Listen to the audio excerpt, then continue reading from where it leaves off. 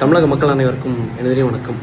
Last ஒரு 2 நாட்கள் வெறும் ஒரு 2 வீடியோ தான் போட்டேன். அதாவது நாம் தமிழர் கட்சி இந்த மாதிரி பணம் வாங்கிட்டு பேசிகிட்டு இருக்காங்க, இந்த மாதிரி தொடர்ந்து இது பண்ணுறாங்க அப்படின்னு சொல்லிட்டு ஒரு 2 வீடியோ போட்டேன். ஆதாரம் கேட்டாங்க, அதுக்கான ஆதாரத்தை நான் கொடுத்துட்டேன்.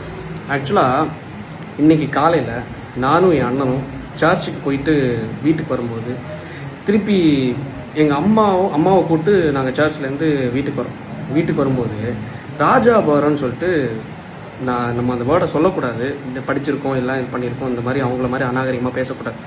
ராஜாபுரம்னு சொல்லிட்டு நாம் தமிழர் கட்சி சார்ந்த உறுப்பினர், ப்ளஸ் அதை தாண்டி அவங்களோட மனைவியாக யாருன்னு தெரில, இன்னொரு லேடி ஒருத்தங்க, அவங்களுக்கு கூட இன்னொருத்தவங்க ரூபன் சொல்லிட்டு கல்லுக்கூட்டத்தை சார்ந்த நாம் தமிழர் கட்சி சார்ந்த கவுன்சிலர். இந்த கும்பல் என்ன பண்ணியிருக்காங்க, வீட்டுக்கு எங்கள் அப்பா கிட்ட பேசுறதுக்குன்னு வந்திருக்காங்க. ஆனால் இல்லைன்னா பேசுறதுக்கு தான் அப்படி. எங்கள் அப்பாவும் மரியாதையாக எங்கள் அப்பா ஊரில் காங்கிரஸ் கட்சியை சார்ந்த பேரூராட்சி தலைவராக இருக்கார். ஸோ நம்ம பொறுப்பில் இருக்கோம், நம்ம பொறுப்பாக நம்ம செயல்படணும் அப்படிங்கிறதுக்காக சரி எதுக்கு வீட்டுக்குள்ளே நீங்கள் பேசுங்க அப்படின்னு சொல்லிட்டு வீட்டுக்குள்ளே வாங்கன்னு சொல்லிட்டு வீட்டுக்குள்ளே வச்சு தான் நாகரிகமாக ட்ரீட் பண்ணி பேசுகிறாங்க.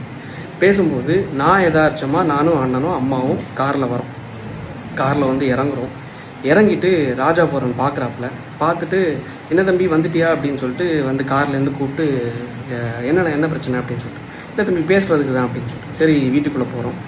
வீட்டுக்குள்ளே போகும்போது இவங்க எப்படி கதையை கொண்டு வராங்கன்னா, உள்ளே இருந்தது நாம் தமிழர் கட்சியை சார்ந்த கவுன்சிலர், நாம் தமிழர் கட்சியை சார்ந்த இந்த ராஜாபுரம் இந்த பொறுக்கிகள்லாம் உள்ளே இருந்தாங்க. இவங்க எப்படி இது பண்ணுறாங்கன்னா, ஆக்சுவலாக நீங்கள் நேற்றுக்கு என்னோட அந்த நாம் தமிழர் கட்சி சார்ந்த அந்த ப்ரூஃப் வீடியோவில் என்னோட லேகியத்தை பற்றியும் பேசியிருக்கீங்க. லேகியத்துக்கு நான் எஃப்எஸ்எஸ்ஏ லைசன்ஸ்லாம் வச்சுருக்கேன். சார் நான் லைசன்ஸ் கேட்டேன், லைசன்ஸ் இல்லைங்கிறத நான் ப்ரூஃப் பண்ணுறதுக்காக என்னோடய ஃபோனை எடுக்கிறேன், மொபைல் எடுத்து இங்கே பாருங்கள் நான் ப்ரூஃப் பண்ணுறேன், உங்களுக்கு லைசன்ஸ் கிடையாது, ஒரு ஃபுட் ப்ராடக்ட்டை நீங்கள் இந்த மாதிரி விற்கக்கூடாது அப்படின்னு சொல்லிட்டு எஃப்எஸ்எஸ்ஏ லைசன்ஸ் இல்லாமல் விற்கக்கூடாதுன்னு சொல்கிறேன். ஆக்சுவலாக நாம் தமிழர் கட்சி விமர்சிச்சதுக்காக நான் ஒரு 20 செகண்ட் பேசின ஒரு வீடியோ, அவனோட அந்த லேகியம் விற்கிற வீடியோவை எடுத்துகிட்டு கையில் ஒரு பேக்கில் அரிவாள் கத்தி, அதை தாண்டி இன்னொரு வெட்டருவா, இது எல்லாத்தையும் கையில் வச்சுட்டு எகிரி நடிக்கிறாப்புல அந்த வீடியோ நான் எல்லாம் ரிலீஸ் பண்ணியிருக்கேன். ப்ளஸ் அதை தாண்டி எங்கள் அப்பாவை தலையில், எங்கள் அம்மாவுக்கு உண்மையாக சொல்கிறேன், யூட்ரஸில் பிரச்சனை ப்ராப்ளம், வயிற்றில் மிதித்து, எங்கள் பாட்டியை மிதித்து, அண்ணனை அடித்து, அவனுக்கு இன்னும் ஒரு 2 வீக்ஸில் என்கேஜ்மெண்ட், அண்ணனை அடித்து, இங்கே பாருங்களேன் இந்த இடத்துல என்ன பண்ணி வச்சுருக்கான் அப்படின்னு பாருங்களேன். இது பண்ணி கடைசியில் என்ன பண்ணியிருக்கான், வெளியே உன்னை சும்மா விட மாட்டோம்ல, அதான் அவனோட ஊர் பாஷையில் பேசுகிறான் அந்த பொறுக்கிப்பேன், நீ சாவுன்னா அதுக்கு நான் தான் காரணம்னு சொல்லிட்டு வெட்டருவை வச்சு மிரட்டி பேசி ஊருக்காரங்க வந்தனால கடைசி அடித்து உட்கார வச்சு ஜட்டியோடு உட்கார வச்சாங்க. நம்மளோட நாகரிகம் அது கிடையாது. ஆனால் இருந்தாலும் இந்த அளவுக்கு பண்ணவங்கள நாம் தமிழர் கட்சி, அதை நான் ஓப்பனாக சொல்கிறது என்னென்னா, திமுக இத்தனை நாட்கள் நான் விமர்சித்தேன், இவ்வளோ நாள் தொடர்ந்து விமர்சித்தேன், 1 வருஷம் கிட்ட விமர்சிச்சிருப்பேன்.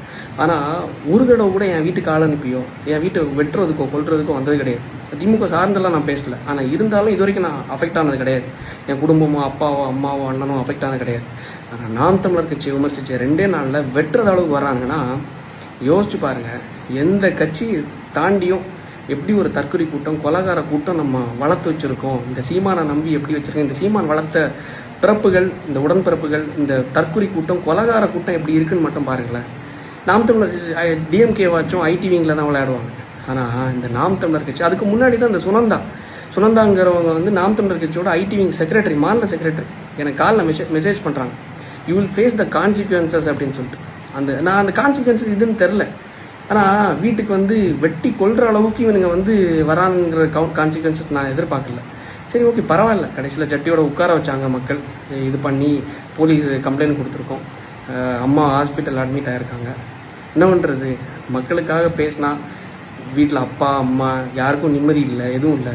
ஒரு அட்வொகேட்டாக இருந்து நம்மளை இது பண்ணியிருக்காங்க, வீட்டுக்கு கொல்ல வந்திருக்காங்கன்னா, ஊர் மக்கள் வந்தனால, என்னோட சொந்தக்காரங்க வந்தனால தப்பிச்சோம். இல்லைன்னு வைங்களேன், இன்றைக்கி நான் உயிரோடு இருந்திருக்க மாட்டேன்.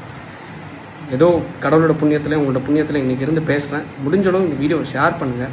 முடிஞ்சளவு இந்த தற்கொலை நாம் தமிழர் கொலகார கூட்டத்தை எந்த அளவுக்கு மக்கள் நீங்கள் நம்பி போய் போடுறீங்கல்ல, நம்பாதீங்க இந்த மாதிரிப்பட்ட ஏமாளிகள். நன்றி, வணக்கம்.